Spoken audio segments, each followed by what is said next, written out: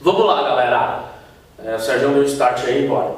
Então agora a gente entra no módulo 9 de MC1, movimento circular uniforme, e a gente vai resolver o exercício 5 da apostila de vocês da FUVEST. Eu vou ler ele aqui, e aí a gente vai trinchar um pouco esse desenho que eu fiz na lousa aqui, tudo a ver com o exercício.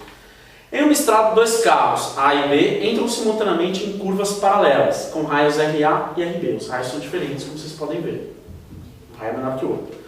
Os velocímetros de ambos os carros indicam, ao longo de todo o trecho curvo, os valores constantes de VA e VB, ou seja, descrevendo com velocidade constante. Se os carros saem das curvas ao mesmo tempo, a relação de VA e VB é, ou seja, eles entraram ao mesmo tempo, saíram ao mesmo tempo, em curvas com raios diferentes. Isso aqui é um semicírculo, tá? Em curvas com raios diferentes. Ou seja, as velocidades tangenciais têm que ser sido diferentes. Por quê? Esse ΔS, lembra? A velocidade tangencial, no caso desse movimento, é a mesma coisa do movimento linear. A velocidade tangencial sempre vai ser ΔS sobre ΔT, ou seja, espaço sobre tempo. Então, se eu pegar um barbante aqui e colocar ao longo dessa trajetória, depois eu estico, o barbante da trajetória B vai ser muito maior do que o barbante da trajetória A. Vai ser maior, porque ele percorreu um ΔS maior. Então essa velocidade vai ter que ser maior se os dois carros saem juntos na trajetória. Então vamos lá. Ele pergunta qual é que é essa razão. Esse exercício não é difícil, o mais embaçado é vocês conseguirem chegar nessa linha de raciocínio. Tem uma coisa que vai ser igual, e é isso que é super importante vocês sacarem no exercício, que é o quê? É o ômega. O ômega de A vai ser igual ao ômega de B. Lembra do ômega? ΔΦ sobre ΔT. Eles sempre vão varrer o mesmo ângulo em intervalos de tempos iguais. Essa é a grande sacada. ΔΦ. Então, o que é o V? Lembra que a gente viu quando o ômega está em radianos, o V é igual ao ômega E? Então, com certeza, o ômega que é igual, ou seja, o ômega de A é igual ao ômega de B, vai ser igual a V sobre E. Então tudo que eu tenho que fazer é equacionar isso. Ômega de A é igual ao quê? V de A sobre R de A. E o ômega de B é igual a quê? V de B sobre R de B. Joga o R de A para cá e o V de B para cá, que é exatamente o que ele quer, VA sobre VB. V de A sobre V de B igual R de A sobre R de B, que é igual a alternativa B de bola.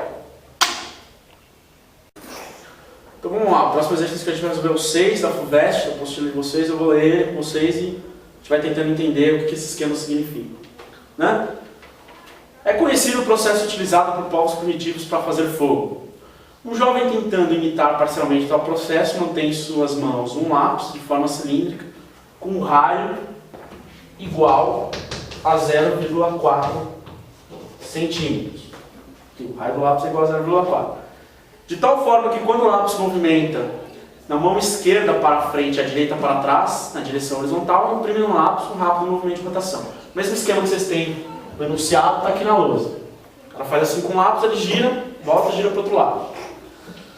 O lápis gira mantendo o seu eixo na direção vertical, como mostra a figura ao lado.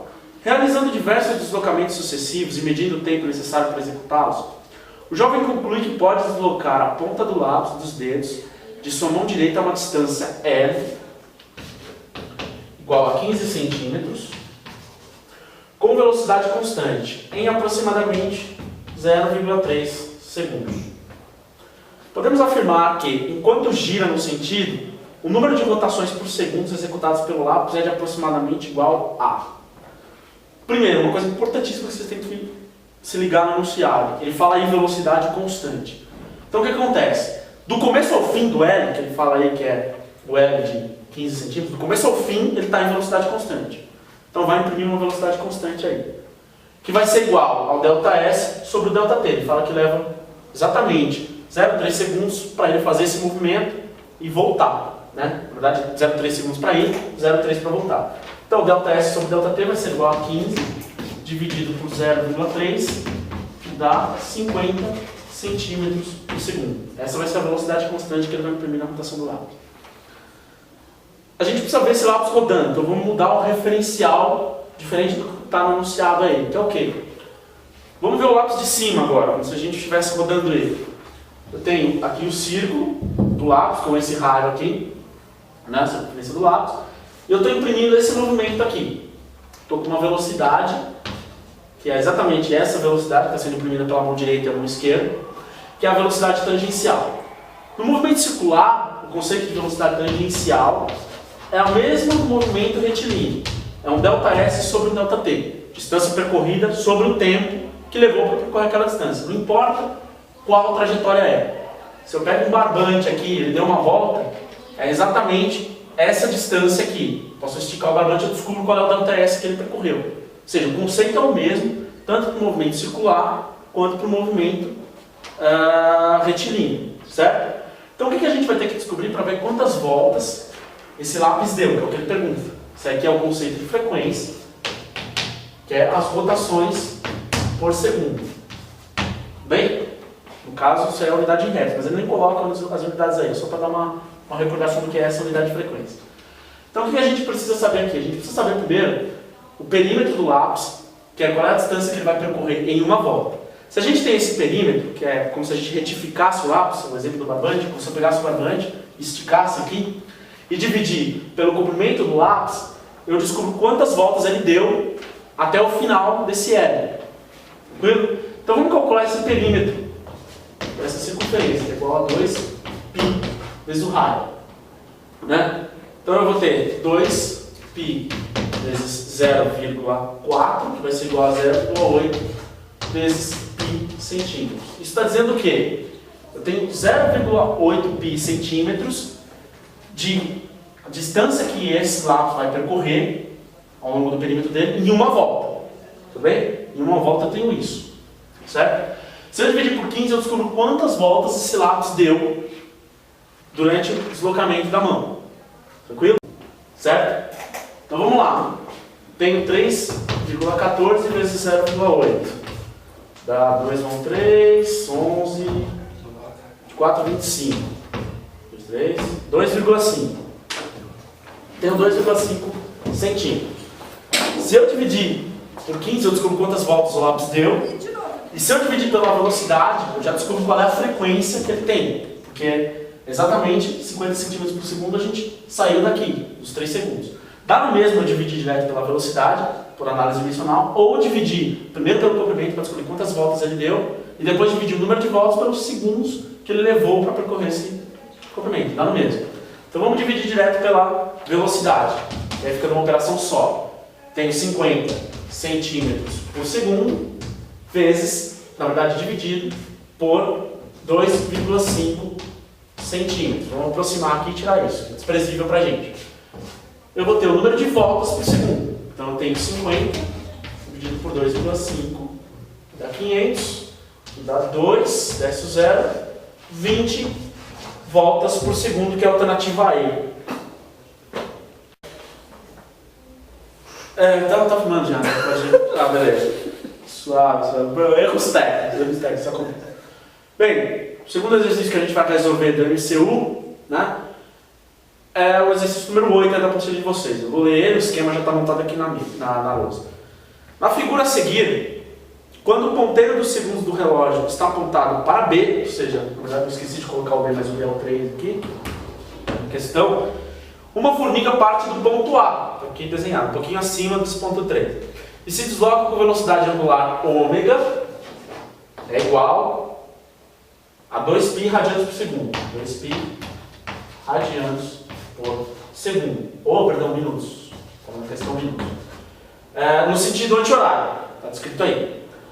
Ao completar uma volta, quantas vezes a formiga terá cruzado o ponteiro dos segundos? Né? Aparentemente parece uma questão bem difícil, mas a primeira coisa que vocês têm que ter em mente é: comece a calcular os valores, né, de uma questão como essa e vejam as alternativas. Né? A gente vai ver que somente com algum raciocínio lógico e pouco cálculo a gente consegue resolver essa questão. Né? Que é uma coisa bem comum em questões de múltipla escolha do vestibular. Tá? Então beleza, essa é a velocidade da formiga. Vamos passar isso, porque a gente sabe qual é a velocidade do ponteiro de segundos. Ele leva exatamente 1 minuto para percorrer isso aqui. Certo? Porque 1 minuto tem 60 segundos. Então, Quando ele percorre e volta até o ponto 3, que é exatamente o que ele quer, ele vai demorar o perímetro dessa circunferência dividido por 1 minuto, ou 60 segundos. Eu vou colocar em minuto porque já está minuto aqui. Ou seja, qual é o ômega da formiga? Vamos chamar a formiga de A e vamos chamar o ponteiro de B. Olha que coincidência, ele vai ser igual a 2π, porque é o que eu tenho de ângulo numa circunferência fechada, que é 2π radianos, dividido por 1 minuto. Porque é o que ele leva para percorrer esse relógio. Pronto. Com isso, você só precisa usar um pouco de lógica. Por quê? O que vai acontecer com a formiga até voltar ao ponto A? Você sabe que eles têm a mesma velocidade, ou seja, quando eu parar de cronometrar o tempo da formiga e a formiga voltar para o ponto A, onde vai estar o ponteiro dos segundos? Vai estar no ponto B. Vocês conseguem enxergar isso? A única diferença é que eles estão indo em sentidos opostos. Mas no final da contagem, eles vão parar no mesmo ponto. Isso já é meio caminho andado para vocês responderem a pergunta. Primeiro, porque zero não é. Eles vão ter que se encontrar uma vez. Mas mais do que isso, sabendo que eles vão se encontrar em algum momento nesse intervalo, eu ainda sei que quando eu terminar de parar de cronometrar, terminar de parar é boa, quando eu terminar de cronometrar, a formiga vai estar no ponto A e o ponteiro vai estar no ponto B. Ou seja, eles se encontraram uma vez aqui e eles vão ter que se encontrar uma segunda vez aqui. Ou seja, com lógica vocês conseguem chegar que a alternativa certa é a C. Tá bom?